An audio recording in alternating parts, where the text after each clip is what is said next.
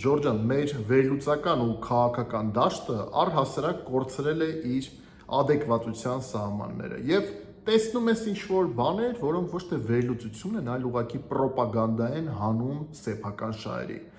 Ասում են արհեստական է Ռուսաստան կամ Թուրքիա ընտրությունը այս տարածաշրջանում։ Կեղծ։ Մի հատ դիտեք, վերադառնանք միասին վերլուծենք։ Թուրքիա թե Ռուսաստան, ահա այն կեղծ երկընտրանքը, որ տասնամյակներ շարունակ սեղմում են մեր վզին, որպես ճակատագրի անվերապահ անհրաժեշտություն, բայց սա ընտրություն չէ, սա լավ մշակված թակարդ է, մանիպուլյատիվ մեխանիզմ, որի մի կողմում փակցված է փրկիչ դաշնակից Ռուսաստանի սին կերպարը, մյուսում հնագույն թշնամի Թուրքիայի վախեցնող ստվերը։ Լսեցիք, չէ՞։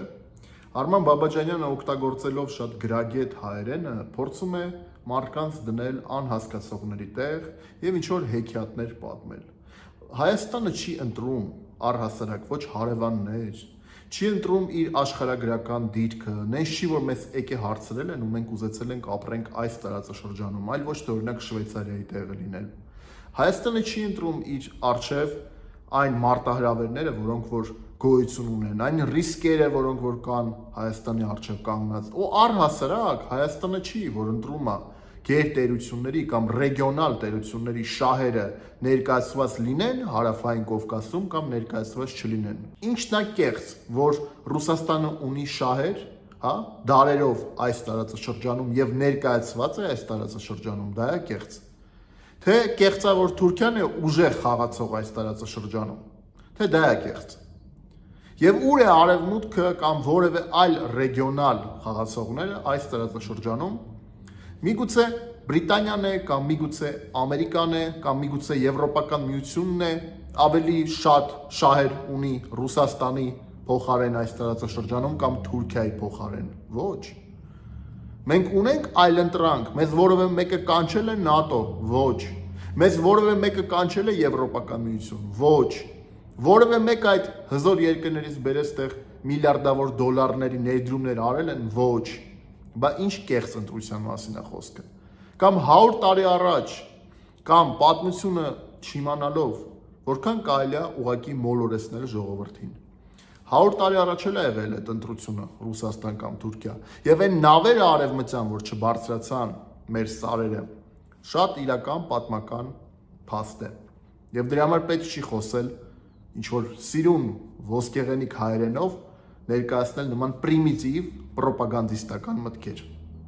Դիտենք հաջորդը։ Սա մի համակարգ եւ ծուղակ է պահելու մեզ մի կետում, որտեղից հնարավոր չէ առաջ շարժվել, որտեղ դու չես ընտրում, այլ միայն ենթարկվում ես, որտեղ դու չես որոշում, այլ քեզ համար ամեն ինչ որոշված է։ Ռուսաստանն այս տարածաշրջանում մնում է միայն մեկ պայմանով, որ Հայաստանը մշտապես վախենա սարսափի Թուրքիայից։ Թուրքիան իր հերթին մնում է ուժի դիրքում, քանի դեռ Ռուսաստանը պահպանում է նրա մենաշնորհը։ Սա փոխադարձ սատարման ճարտարապետություն է, որի միակ զոհը Հայաստանն է։ Նրանք միասին փակում են բոլոր մուտքերը արտաքին աշխարհի համար, Չինաստանից մինչև Միացյալ Նահանգներ, Ֆրանսիայից մինչև արաբական աշխարհ, իսկ մեզ համար բաց են մնում միայն փլատակների լուֆտերը։ Չէ, ես ուղղակի նայում եմ ու չեմ ապշում, չգիտեմ այդ բառը ոնց ասեմ։ Արման Բաբաջանյանը ուղղակի պրոպագանդայի արդեն պիկին է հասցնում այս ամենը, որովհետև ես չեմ հասկանում, ոնց կարելի է չհասկանալ կամ հասկանալ, բայց հատուկ ասել այն, ինչը անհետետություն է կներեք արտահայտությունս համար, որովհետև այսինքն ինչ ստացվում է Հայաստանն է ընտրում եւ որոշում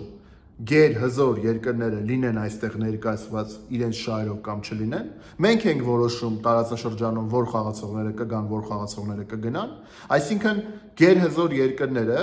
խոշոր գերտերությունները, ռեգիոնալ տերությունները սպասում են տեսնեն, թե Հայաստանը ինչա որոշում, հա։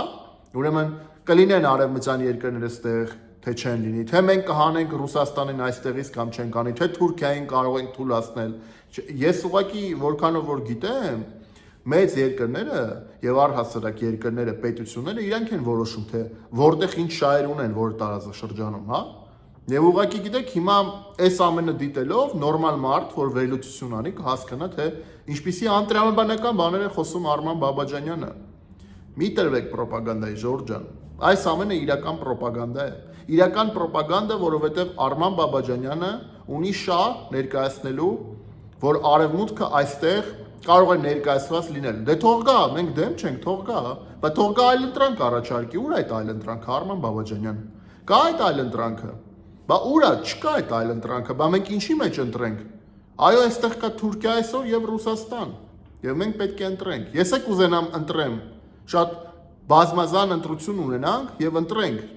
բայց այդ ընտրությունը ցավոք սրտի չկա, ոնց չի եղել 100 տարի առաջ, ոնց չի եղել դրանից առաջ, այնպես էլ չկա հիմա եւ չի լինելու վաղը, որտեվ Հայաստանը չի որոշում, որ ոչ իր աշխարհագրական դիրքը, ոչ էլ աշխարհաքաղաքական պոզիցիաները։ Սա ակնհայտ է եւ պարտադիր չի օգտագործել շատ գրագետ հայերենը, որպեսզի այդ ռոպագանդան, որ դուք անում եք, Արման Բաբաջանյան, ուրեմն անել, որովհետև մարդիկ շատ լավ հասկանում են, շատ լավ ամեն ինչ ընկալում են։ Այսօր այդ դարը չի։ Ժորժ ջան, մի տրվեք ռոպագանդայի, մտածեք, վերլուծեք, բաժանորդագրվեք իմեջին։